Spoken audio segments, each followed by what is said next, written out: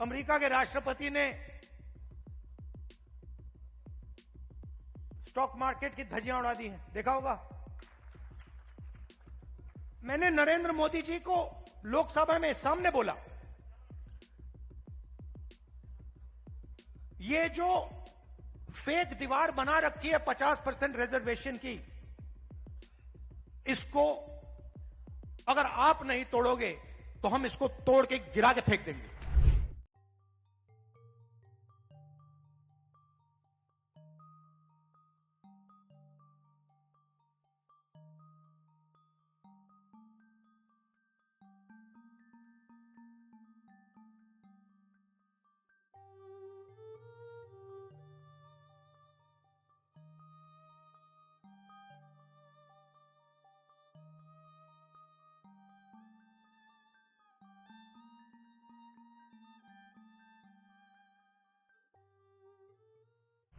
जो देश के दलितों के अंदर दर्द था, उस दर्द को अंबेडकर जी समझे, उस दुख को अंबेडकर जी समझे, उस सच्चाई को अंबेडकर जी समझे और उस सच्चाई के लिए अंबेडकर जी लड़े। इसीलिए महात्मा गांधी की autobiography my experiments with truth, Mahatma Gandhi की autobiography my experiment with lies नहीं थी, जो शायद मोदी जी लिख पाएंगे। तो सच्चाई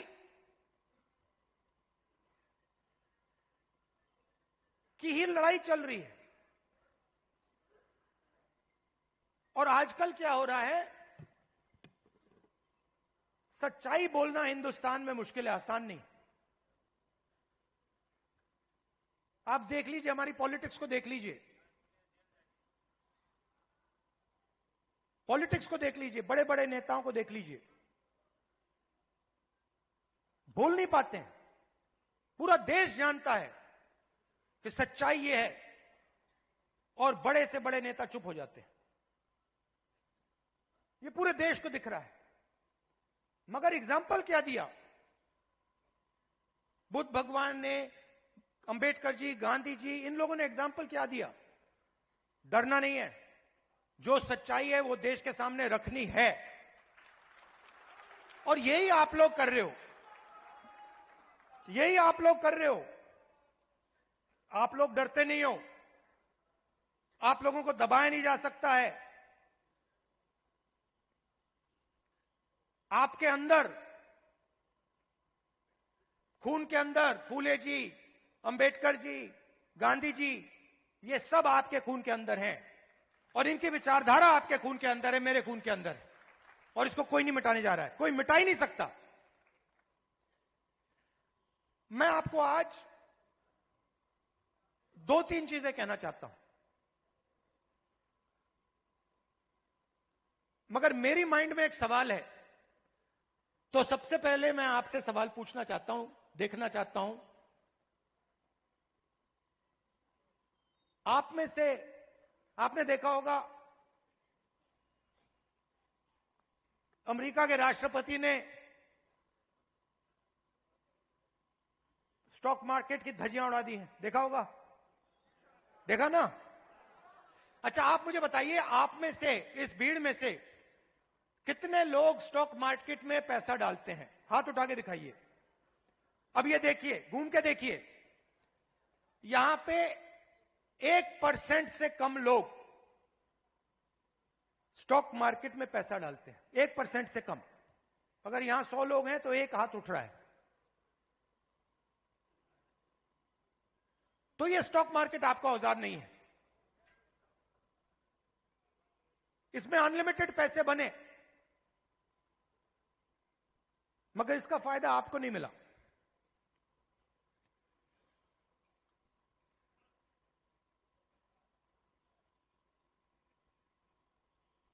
सीधी बात करूं, सीधा बोलूं, ठोक के, हमारे यहां पे केपी सिंह जी हैं, कहां है? केपी सिंह जी आइए आइए। केपी सिंह जी, अब गलत मत मानना जो मैं कहने जा रहा हूं। देखिए, केपी सिंह जी ने कहा, बैठिए बैठिए आइए। केपी सिंह जी ने कहा कि मैं ऑर्थोपीडिक सर्जन हूं। कहा ना आपने? कहा। कुछ दिन पहले पार्लियामेंट हाउस में डेलीगेशन आया, वहां पे ऐसे ही एक व्यक्ति ने मुझे कहा, मैं आईआईटी का प्रोफेसर हूं। और मैंने उससे यही कहा कि देखिए, मैं कुछ कहना चाहता हूं मगर शायद आपको अच्छा ना लगे, इजाजत है? उन्होंने कहा हां कह दीजिए। और वही मैं आपसे इजाजत लेना चाहता हूं, इजाजत है? देखिए,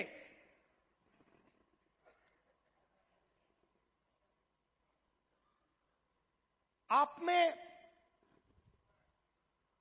ऑर्थोपीडिक सर्जन की स्किल है, ऑर्थोपीडिक सर्जन की नॉलेज है, ज्ञान है। जो ऑर्थोपीडिक सर्जन होता है वो आप में सब कुछ है, मगर आप ऑर्थोपीडिक सर्जन नहीं हो। क्यों?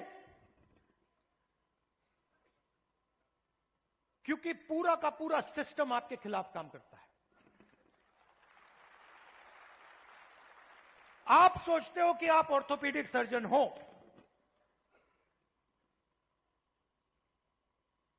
मगर आप अस्पताल को कभी नहीं चला पाओगे। आपको चलाने नहीं दिया जाएगा, कभी नहीं चलाने दिया जाएगा।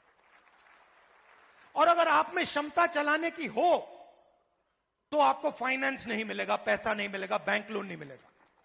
और अगर आपने बैंक लोन ले लिया और आपने अस्पताल भी शुरू कर दिया, तब ब्यूरोक्रेसी आपको रोकने की कोशिश करेगी। तो आपके मन में लग रहा है आपको कि मैं ऑर्थोपीडिक सर्जन हूं, मगर ऑर्थोपीडिक सर्जन के सच्चे औजार आपके हाथ में नहीं है, आपके खिलाफ काम कर रहे हैं।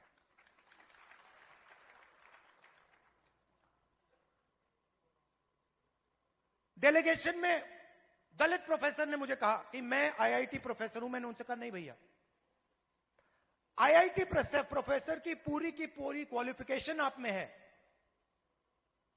मगर सिस्टम आपको सच्चा आईआईटी प्रोफेसर नहीं बनने देगा।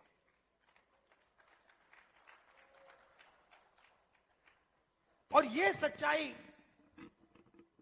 आस्ते आस्ते आस्ते आस्ते मुझे बहुत गहराई से समझ आ गई है। इस देश में अगर आप दलित हो, पिछड़े वर्ग के हो, आदिवासी हो, माइनॉरिटी हो, और उसमें मैं महिला भी जोड़ सकता हूं,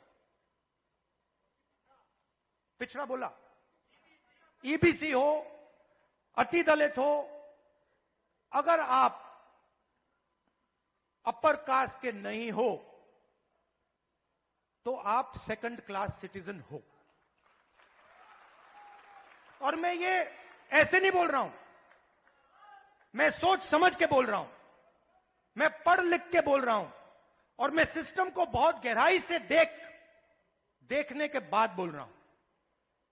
मैं आपको 2-3 उदाहरण देना चाहता हूं। तेलंगाना में हमने कास्ट सेंसस किया, और बात अब तेलंगाना में कास्ट सेंसस से बहुत आगे निकल गई है।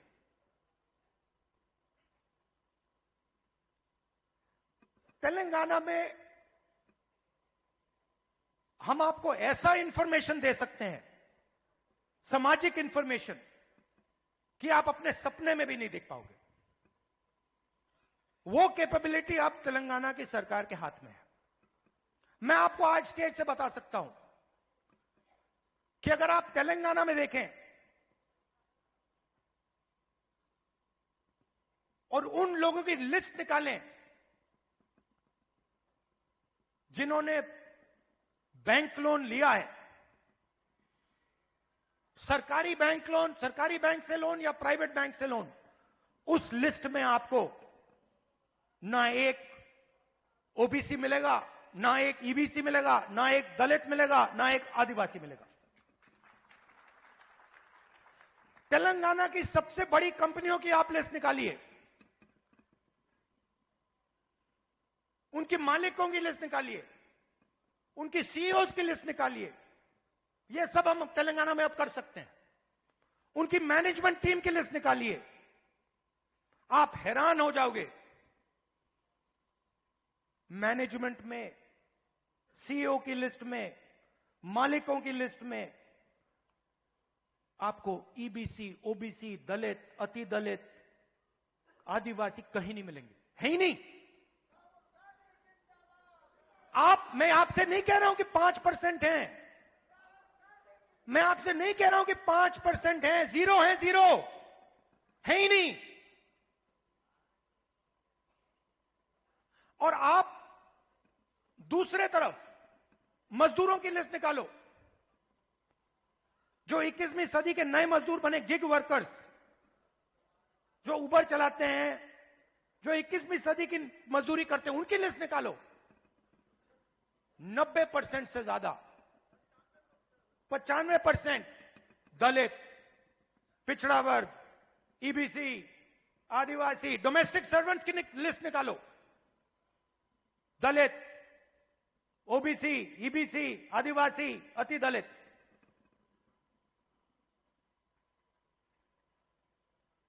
और मैं सिर्फ कंपनियों की बात नहीं कर रहा हूं, मैं अस्पतालों की बात कर रहा हूं, शिक्षा के सिस्टम की बात कर रहा हूं, सरकार की बात कर रहा हूं, कॉर्पोरेट इंडिया की बात कर रहा हूं। जहां भी आप देखो, आप हो ही नहीं।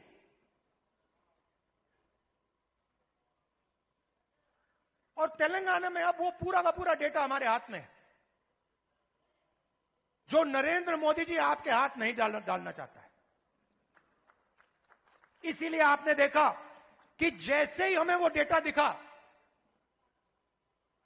हमने रिजर्वेशन को बढ़ा दिया।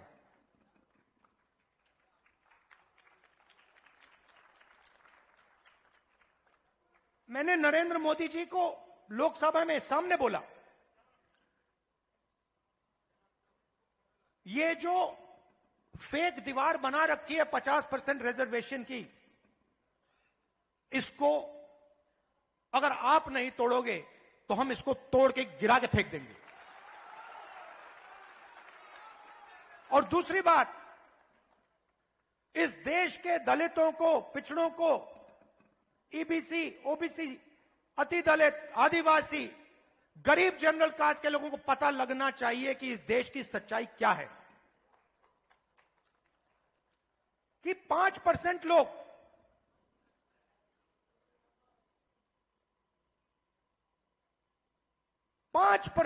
इस पूरे के पूरे देश को चला रहे हैं।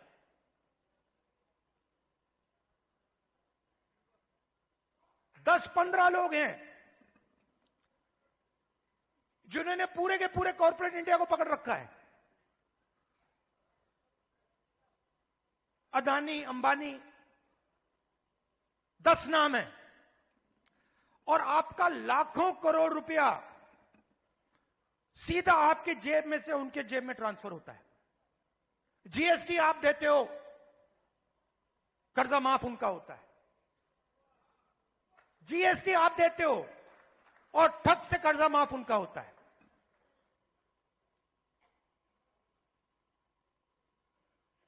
आप स्कूटर में पेट्रोल भरते हो, पैसा उनके जेब में जाता है। आप अपने बच्चों को कॉलेज, यूनिवर्सिटी भेजते हो, पैसा उनके जेब में जाता है। आप बीमार होते हो, पैसा उनके जेब में जाता है।